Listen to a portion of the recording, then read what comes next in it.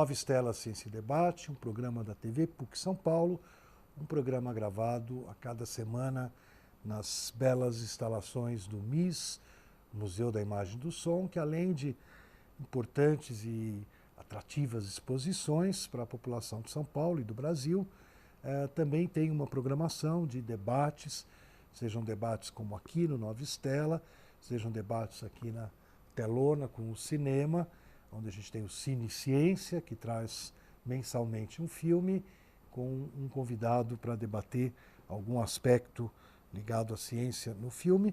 E hoje aqui no Nova Estela a gente vai dar sequência à nova série do Nova Estela. A Nova Estela completou 10 anos e agora se subdividiu o Nova Estela Ciência, que a nossa convidada já participou, e hoje ela muda de chapéu e vem para o Nova Estela Literatura, Livros, Nova Estela Ex Libris, a série inaugurada em 2017, que tem a ver, obviamente, que o âncora do programa agora também é diretor da editora da PUC, e a gente pretende dar uma nova, sempre, né, coisa nova, tem que dar uma outra roupagem, né, uma outra missão para a editora, além dos seus livros tradicionais de professores que produzem teses, dissertações, pesquisas, também obras de interesse mais geral da população, de interesse mais geral do mundo complexo, perigoso que a gente vive.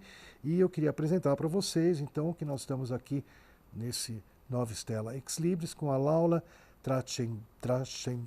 Trachtenberg Hauser. Ela já esteve conosco, quem quiser vai lá no YouTube, procura, mas hoje ela vai aqui falar na área de literatura. Ela é graduada na França, na Sorbonne, o mestrado em mediação cultural, do que ela já discorreu conosco aqui no Nova Estela, atuou em muitas organizações de eventos, a Flip lá em Paraty, o Memorial Shoah em Paris, a preparação dos mediadores da exposição maravilhosa e forte do Gênesis do Sebastião Salgado, uma grande releitura do Gênesis do nosso mundo, e a assessora política do Consulado de Israel. Através, inclusive, dessa assessoria, ela nos sugeriu e foi recebido de braços dados uma importante obra que a Educ vai estar lançando sobre Israel e certas coisas muito legais que a gente em breve vai estar divulgando aqui em São Paulo e no Brasil e nos países de língua portuguesa. Laura, muito bem-vinda, muito agradecido por você colaborar conosco em tantas formas. E hoje eu queria aqui dentro do Ex Libris, né, que você abordasse um tema seguramente que vai ser de muito interesse do nosso público, né, que é o tema da literatura, da poesia, né, e a revolução. Né? Então o mundo, né, foi chacoalhado nos últimos séculos de várias formas, né, foi motivo de muita agitação e transformação, e a gente muitas vezes tem análise sobre o papel de tanta coisa na revolução, né, e às vezes o pessoal nem dá tanto ênfase ao papel da poesia e da literatura no processo de transformação da sociedade. Então, bem-vindo e vamos ao Literatura e Revolução. Onde é que isso começa? Onde é que você quer começar essa história? Primeiro, obrigada pelo mais um convite aqui. A gente já fez o Nova Estela, agora já fizemos Cine Ciência. Obrigada por mais esse convite e por um assunto que eu gosto tanto, que é literatura. Acho que a literatura tem um papel fundamental na minha vida, então é sempre um prazer. Acho que a literatura muda a vida das pessoas e muda o rumo da história, mais do que a gente pensa. Então, quando eu pensei nesse tema, literatura e revolução, foi pensando naqueles poetas que influenciaram momentos-chave do mundo. Revolução, a concepção do que é a revolução, é aquele momento de turning point. O conceito é, a partir daquele momento, o mundo, aquela realidade, o mundo não vai ser mais o mesmo. Então eu fico pensando que a literatura tem esse papel na vida das pessoas, mas também na história. Por exemplo, foi através de um livro que eu resolvi ir para a França. Foi 100 Anos de Solidão. Mas tiveram obras e poetas e escritores que tiveram esse papel no mundo. Eu acho que a gente não pode falar de Revolução sem tocar na Revolução Francesa. Porque a Revolução Francesa foi aquela que mais conseguiu expandir seus valores no mundo. Não só na Europa, mas no mundo. Os direitos do homem, eu acho que ela teve um papel tão fundamental que não ficou restrita só à França. Eu acho que talvez um dos grandes poetas, tem vários, mas um dos grandes poetas que mais chama a atenção lá é o Claude Rouget, que é simplesmente o autor de Marselhesa, do hino nacional da França. Então. Já nos fez sofrer muito aqui no Brasil. Já. Final da Copa de sei lá que ano. Já, mas a gente vai esquecer isso agora, por uns 5 minutos, pelo menos. E, na verdade, o Claude Rouget foi um oficial francês. Foi um cara do exército. E a Marselhesa foi o canto de vitória da Batalha do Reno. Ele foi escrito em Estrasburgo, em 1792. Tanto que existe muita crítica ainda à Marselhesa, porque dizem que foi um canto só específico daquele batalhão e que não deveria representar a França em geral, e que a letra dele é muito forte, né? Ele incita a população a pegar as armas, ele incita a passar em cima de cadáveres. Os jogadores fazerem gols também. Tá, doeu, né? Isso foi uma revolução também. Só que virou de fato um hino de resistência. Por exemplo, nos campos de concentração as pessoas cantavam a Marselhesa. Então, isso é muito, muito forte. E lembrando que esse hino foi instituído na França não logo após a Revolução. Logo após a Revolução as pessoas estavam traumatizadas. Isso é outra coisa, quando a gente fala em Revolução a gente só lembra das coisas boas, né, libertárias. Mas estava todo mundo, enfim, foi um país que viveu séculos de monarquia e que simplesmente eles decapitaram um rei que eles achavam que era filho de Deus, que era chamado rei taumaturgo. Se o rei tocasse a pessoa se curava. O rei tinha um poder curador. Então, quando Luís XVI foi decapitado, as pessoas tentavam pegar o sangue dele para se curar. Ainda existia essa crença. Então, assim, foi o terror, os anos do terror na Revolução Francesa foram muito duros para a população. Tanto que ficou proibido em se falar da Revolução durante 30 anos. A bandeira que a gente tem hoje da França foi dessa Revolução. São as cores de Paris, que são azul e vermelho, enclausurando o branco, que é a monarquia. Isso ficou no imaginário popular há muito tempo e essa bandeira só começou a ser usada 30 anos depois. E esse hino só foi escolhido, acho que 60 ou 70 anos depois. Mas é uma peça-chave da identidade francesa.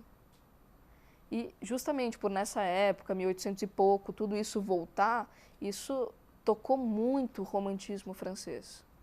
E, sobretudo, o cara que é o expoente, que é o Victor Hugo, que é o escritor dos Miseráveis. Imagino que era, naquela época, ele escrever sobre a pobreza daquela sociedade. Miseráveis é isso. Ele escreve sobre a história de um homem muito pobre que rouba um pão e que é preso. E que é perseguido, enfim, como se fosse o pior dos crimes, numa sociedade totalmente elitista e totalmente desigual. Com grandes banquetes. Com grandes banquetes.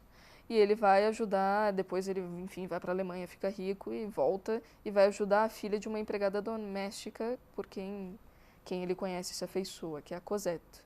Então, ou seja, algo muito atual também. E assim, imagina o que foi naquela época essa obra. E além disso, esses escritores românticos, esses poetas, acabaram se envolvendo em causas que não lhes diziam respeito a princípio. E isso é uma característica do romantismo. A gente se envolve em coisas e se importa com coisas que normalmente não são ligadas a gente. A primeira das coisas foi a Guerra de Independência da Grécia, em 1821. A princípio, até porque o que deu o start, o gatilho, foi que o Lord Byron, que é outro nome aí importante, morreu na Guerra de Independência da Grécia. Isso gerou uma grande comoção entre os poetas e escritores franceses.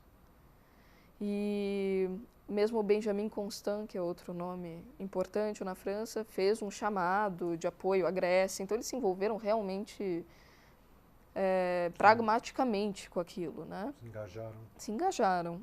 Então, o Victor Hugo até trouxe minha colinha aqui, escreveu um poema chamado Entusiasmo, que não poderia ser mais romântico, né? Sobre o caso. Então, eu fiz uma tradução livre, porque eu só achei em francês. Especial para o Nova Stella Ex Libris. Isso. Em vão por te salvar, pátria ilustre e cara, nós acordamos o pai endormido de sua carne. Em vão mendigamos um exército a nossos reis. Na Grécia, adeus todos vocês, é preciso partir. Uau. Então, assim, arrebatador. E, de fato, por que mendigamos um exército aos nossos reis? Porque eles queriam, de fato, que a França se engajasse naquela guerra. E, além disso, a luta é uma alusão ao império. Esses países, Grécia, Polônia, que eu vou falar em seguida, estavam lutando contra os impérios. Turco-otomano, no caso da Grécia, e austro-húngaro, no caso da Polônia. Então, assim, esse engajamento foi de várias ordens. Foi dos liberais, Victor Hugo era um liberal que hoje quer dizer extrema-esquerda.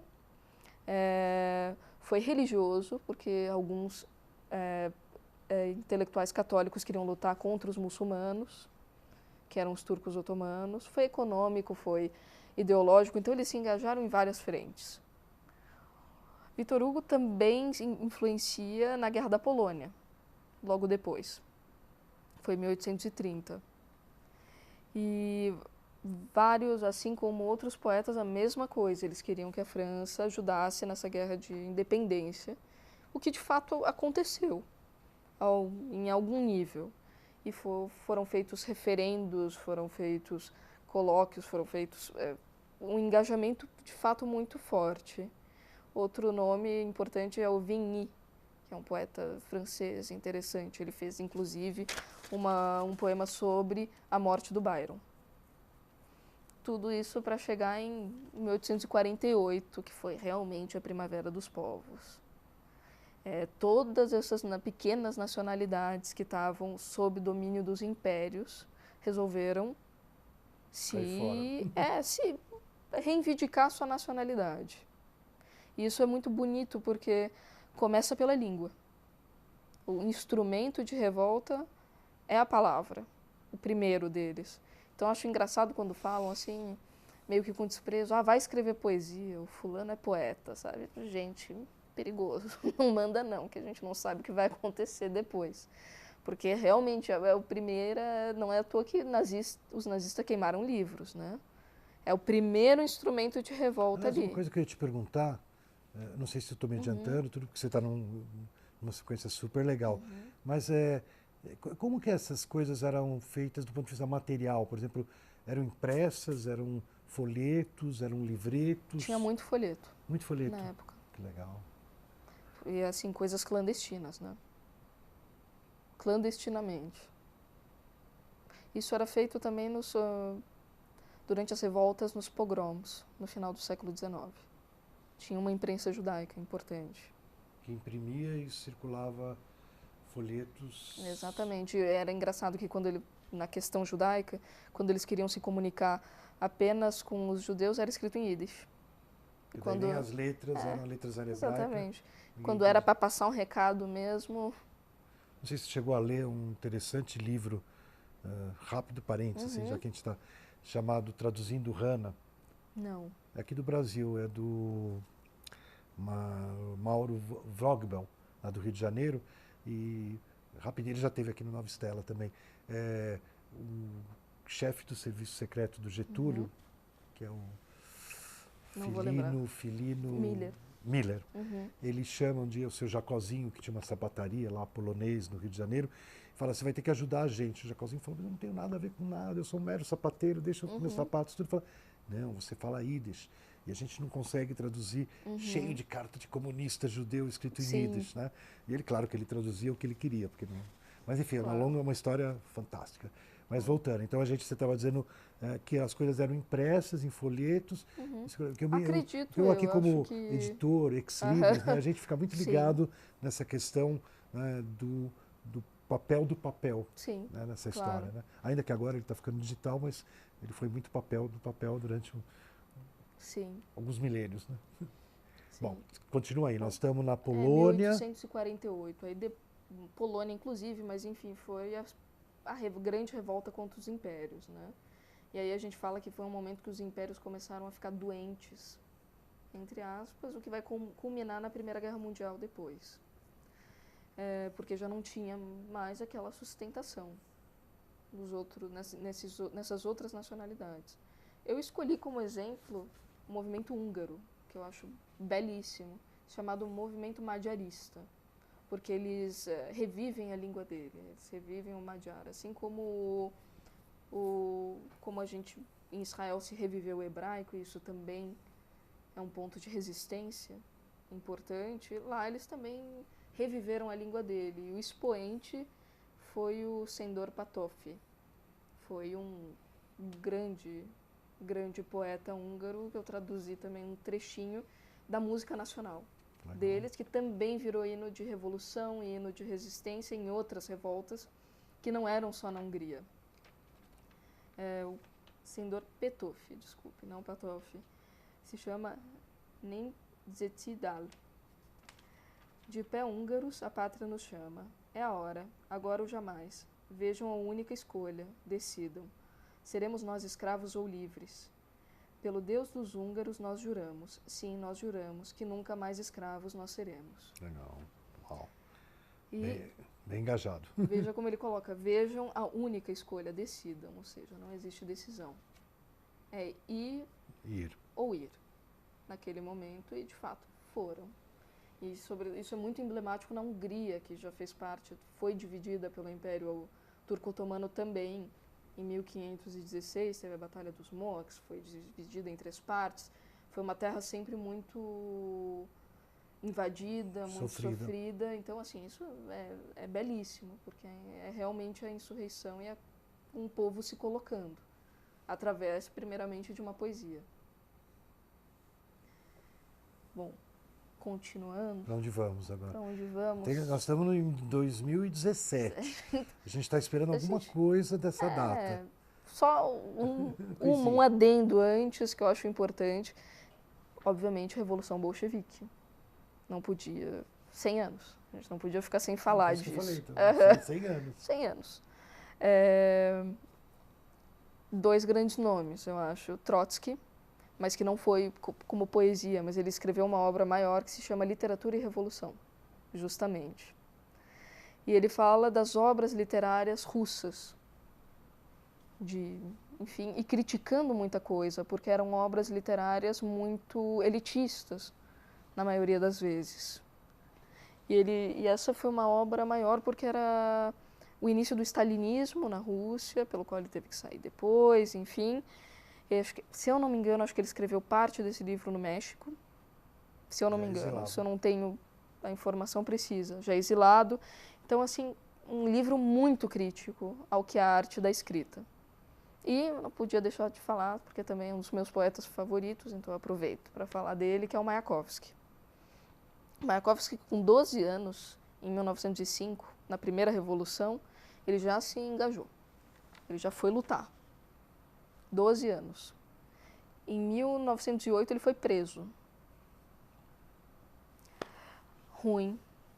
Péssima decisão do governo russo, porque lá ele leu ainda mais. Ele leu Dostoiévski, ele leu Tolstói, ele leu Gogol, ele leu das grandes literatura russa. Ele se informou muito mais.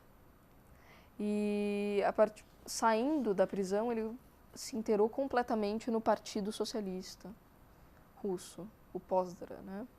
E foi uma personalidade incrível ali. Foi muito atuante, tanto que queriam que ele assumisse parte no governo depois de 1917. E ele entrou na Faculdade de Belas Artes depois e fez parte do movimento futurista. E é engraçado porque justamente como eles entendiam aquela questão das belas artes, como as belas artes faziam parte de uma elite, como aquela cultura que veio do Renascimento fazia parte de uma política cultural de uma elite. Então eles começaram, os futuristas, a quebrar tudo, a ser uma vanguarda que ia mudar ritmo, que ia mudar forma de escrita, e isso foi uma forma de resistência, de não se enquadrar aquele momento das belas artes, querer outra coisa, que aconteceu na nossa Semana de Arte Moderna aqui também. Então, hoje a gente não se dá conta... Aqui no Brasil também, além disso, arte moderna, óbvio, né? E já super estudado, mas mais próximo da gente, que eu ainda consegui ter uma interatividade, assim, teve um movimento concretista também, que Haroldo de Campos, Augusto de Campos, super beberam, se envolveram com Mayakovsky, esse movimento lá na União Soviética, né? Exatamente, até João Bosco tem músicas belíssimas, citando Mayakovsky. Enfim, isso vai, mas... então, esses futuristas foram todos expulsos da Academia de Belas Artes, inclusive Mayakovsky. E foram os poemas de Mayakovsky, alguns dos poemas e dos cantos que foram gritados durante a Revolução de 1917. Se eu me lembro de um trechinho, come teu ananás, mastiga teu perdiz, tua hora vai chegar, burguês. Então, era um som de ameaça, também, muito claro. Muito, muito clara. Bom, próximo. Acho que para chegar um pouco na gente, no Brasil, eu queria trazer bem atual. Eu acho que uma obra... Que revolução nós tivemos? Muitas, acredito eu. Mas, assim, uma obra que eu acho muito legal e que é de hoje é Resistência, do Julian Fuchs, que ganhou o Prêmio Jabuti agora, né? Eu acho que, assim, ela é uma obra interessante porque ela não é propriamente política. Ela toca em política, mas ela não é propriamente política. Ela começa da relação com o irmão adotivo e, portanto, do quadro familiar. E, a partir disso, ele vai discutindo o que é resistir. Obviamente, ele passa pela história dos pais, que foram resistentes, foram da resistência na ditadura argentina, foram obrigados a fugir para o Brasil, é um ponto sensível na família. O irmão foi adotado na Argentina, no meio daquela época, no meio daquele medo todo. Só que, assim, ele elabora o que é uma resistência. O que é resistir? É ter filhos ou não é ter filhos? É se colocar ou não é se colocar? O que é resistência? Eu escolhi um trechinho dele também. Do Fuchs. É preciso aprender a resistir. Resistir será aprender a lutar apesar da óbvia derrota? Gritar apesar da rouquidão da voz? Agir apesar da rouquidão da vontade? É preciso aprender a resistir. Mas resistir nunca será se entregar a uma sorte já lançada. Nunca será se curvar a um futuro inevitável. Quanto do aprender a resistir não será aprender a perguntar-se. Então ele coloca como a resistência algo intrínseco, algo de um questionamento interno do que para si é justo ou não é justo.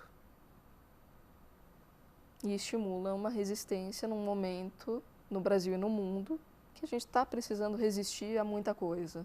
Eu acho que tem uma subida dos extremos aí, que tem algo de muito perigoso acontecendo, independente da posição política, mas existe uma volta a visões muito radicais e que podem ser muito perigosas. Então, acho que um livro chamado Resistência, ganhar um prêmio Jabuti agora, é mais que emblemático. Pois é, na verdade eu fico pensando assim, né? Aqui é o Nova Stella, né? Hoje nós estamos no Ex Libris, mas muitas vezes o Nova Stella é ciência, né? E eu sempre digo uma coisa, né? Zé, né? Quando eu comecei a estudar a história da ciência, veio da física e tal, eu achava que grandes revoluções na ciência, né? Grandes mudanças de ponto de vista, de visão de mundo, de concepção de espaço-tempo e tal, tinham ficado antes de eu nascer, né? Eu tinha uma certa quando eu me envolvi mesmo com a história deles, falei, puxa, fui nascer numa época que não tem mudança, né? Isso no século XX, vamos dizer, dos anos 70 até o final do século XX, né? De repente, quando foi chegando no final do século XX, por causa da revolução tecnológica, que é uma consequência em parte da física, né? Começou toda uma agitação. Daí eu falei, puxa, de repente acho que eu estou no olho de um furacão, né? Pelo menos tecnológico, né? E de certa forma, assim, eu acho que tem coisas que eu estou ligando do que você nos trouxe aqui da revolução, né? É que em parte, né? Como você falou, há muito temor, né? Quando começa a cair todas as coisas pré-estabelecidas, né? Não estou dizendo para você que o teu temor não é válido, porque o temor é válido. Mas, de repente, Laura, eu fico com a pergunta, né? Mesma coisa, a gente fica às vezes meio receioso de ir para frente, né? Porque, no fundo, a gente já não sabe mais para onde a gente está indo, né? A gente perdeu um pouco os parâmetros, porque talvez a gente esteja numa revolução. Sim. Você entende? Tanto do ponto de vista científico, tecnológico, como talvez até social, cultural, político. Né? Não tenho dúvida. Eu acho que assim, é um momento interessante. Eu acho que, na verdade, sempre quando os extremos sobem é porque todo mundo está com um pouco de medo. Então, assim, por exemplo, eu tenho amigos que falam, nossa, eu nunca vi tanto racismo. É óbvio que já houve mais racismo, mas agora a gente tem movimentos negros e sociais contra o racismo. Então, o lado racista também vai se colocar. Laura, infelizmente, o tempo da televisão foi um percurso maravilhoso de literatura e revolução. Eu queria te agradecer muitíssimo. E o Nova Estela se despede do nosso telespectador e leitor, esperando que na próxima semana tenhamos conosco novamente ou no YouTube a qualquer dia, a qualquer momento.